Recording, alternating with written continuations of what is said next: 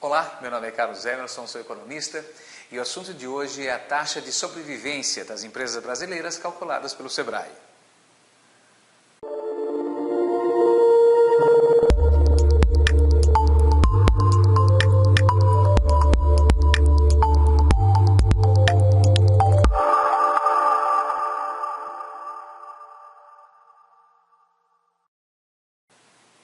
Seja muito bem-vindo. Sempre um prazer estar aqui com você. E hoje vamos conversar sobre a pesquisa do Sebrae que fala da taxa de sobrevivência das empresas no Brasil.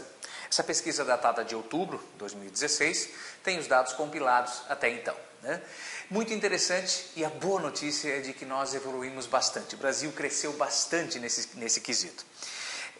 Especificamente, você está vendo aqui o gráfico, mostra que de 2008 a 2009, a média de sobrevivência das empresas, após 2 anos da sua abertura, era de 55%. Pulamos para quase 77%. Muito bom, ótima notícia.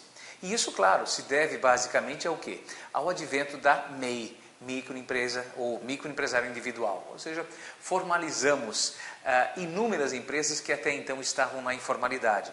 Uma conquista do Brasil, sem dúvida nenhuma, algo que nos enche de orgulho ver essa taxa de evolução, né? E isso mostra, e fica também claro, neste outro gráfico onde eu mostro aqui a questão, na verdade o Sebrae mostra, não é? A questão de como seria a taxa de sobrevivência se não fosse a MEI, né? E a MEI, de novo, na tabela abaixo, você vai ver que ela evoluiu assim, estrondosamente. Em 2009, 7%, 7 em cada 10 empresas abertas, novas, eram MEI e 82% era microempresa. Isso quase já está num processo de reversão. 2012, 64% eram empresas MEI e 33% eram empresas microempresas, né? Então, tudo isso mostra certamente uma evolução, mostra que o Brasil está crescendo, que o Brasil está, no que diz respeito à formalização dos seus negócios, ele está se tornando cada vez mais consolidado nesse sentido. Agora, perceba aqui uma taxa, e eu vou botar desse gráfico agora para você, que é o gráfico relacionado à taxa de sobrevivência das empresas por porte.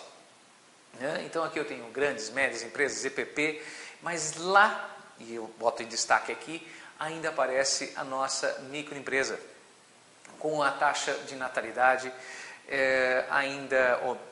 de sobrevivência ainda muito baixa, a média histórica, inclusive, 55%. Né? E esse, na verdade, é a nossa preocupação, é o nosso foco desse vídeo. Por que as microempresas ainda continuam tendo uma taxa de sobrevivência tão baixa, né? Onde é que está o problema? Qual é, na verdade, o ponto que tem que ser atacado para que isso seja melhorado, né? O Sebrae também fez essa pergunta, o Sebrae foi atrás, né? Eu estou colocando aqui por onde eles foram filtrando esses motivos que fazem com que a microempresa continue ainda numa média baixa de sobrevivência, né? E eu estou destacando aqui a questão, você está vendo aqui no quadro, a questão relacionada à capacitação do empreendedor, a capacitação do dono da empresa, né? Porque natural que a MEI, em algum momento, crescendo, criando novas perspectivas, acabe entrando numa nova faixa que é a de microempresa. E aí é aquela questão de fazer essa transição com consciência, fazer essa transição com maturidade. Para isso existem ferramentas, né? Mas deixa eu apenas mostrar aqui o que mais o Sebrae nos trouxe na sua pesquisa, né? Ele mostra aqui 2 quadros, onde você tem aí a questão das empresas que sobreviveram e as que estão fechadas. E ele classifica aqui na tabela, que você está vendo, quais são os grandes grupos de ação. Perceba que no grupo de capacitação, as empresas sobreviventes, né, investem constantemente na qualificação da sua mão de obra e da sua gestão, né? As empresas acompanham as receitas e despesas de perto, eu estou falando de orçamento. As empresas investem na capacitação do gestor financeiro, para que ele acompanhe isso, né? Natural que no microempresário individual, você é o financeiro, o comercial, o vendas, o gestor de custos, você é tudo, né? Agora, à medida em que as empresas vão crescendo, naturalmente isso vai precisando de uma maior profissionalização, né? De novo, a Focus está aqui exatamente para te ajudar nesse processo de profissionalização, né? Deixa eu apenas continuar aqui nessa pesquisa do Sebrae que eu achei interessante, né? Você está vendo aqui o outro gráfico, onde mostra exatamente a disparidade entre o que as empresas sobreviventes fazem e as que fecharam faziam menos, né? E eu destaco aqui apenas os dois primeiros, né? O primeiro mostra uma variação de 67%, você está vendo aqui, ou seja, 23% das empresas que fecharam negociavam prazos com fornecedores e tinham empréstimo bancário, ao passo que 39% das empresas sobreviventes fazem isso. E aqui quebra um mito, né? Poxa, mas pegar dinheiro de banco, pegar dinheiro de cooperativa, será que isso é algo perigoso, arriscado? Se você não tiver planejamento, se você não tiver orçamento, se você não estiver com isso anotado e repassado isso ao preço de venda, né? Então, esse é um mito que precisa ser desfeito. Se você tem um orçamento empresarial, se você tem um acompanhamento básico, nada de muito complexo, mas básico das suas contas, e fazer com que isso transborde para o seu preço de venda, não há motivos para temer empréstimo bancário. Pelo contrário, isso serve exatamente para deslanchar o seu negócio, desde que você faça isso de modo planejado. Então aqui, mais uma evidência da importância de fazer orçamento empresarial, né? Depois, o segundo item é a questão da capacitação dos sócios, que nós já falamos, que é o que nós estamos nos predispondo a fazer aqui, né? Você está assistindo esse vídeo exatamente buscando essa capacitação.